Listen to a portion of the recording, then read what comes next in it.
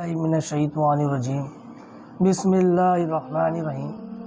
آج کا ہمارا سبق نمبر 6 یہ تنوین کے حوالے سے ہے کہ دو زبر، دو زیر اور دو پیش کو کیا کہا جاتا ہے۔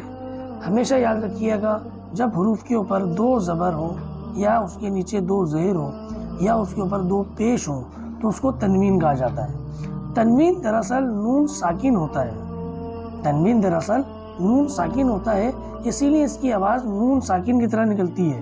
دیکھیں جیسے تا دو زبر تن، آخر میں نون کی آواز آ رہی ہے تن، تا دو زیر تن، تا دو پیش تن، تن تن تن۔ تو جو تنوین ہے یہ نون ساکن کی طرح ہوتی ہے، نون ساکن ہوتی ہے دراصل یہ، اور اس کو ہمیشہ اسی طریقے سے پڑھیں گے کہ جب دو زبر ہو تو اس کو کہا جائے گا، دو زبر کہہ کے اس کو پڑھیں گے، جیسے تا دو زبر تن، تا دو زیر تن، تا دو پیش تن، تن تن تن، وان دو زبر تن، وان دو زیر تن، وان دو پیش تن، تن تن تن۔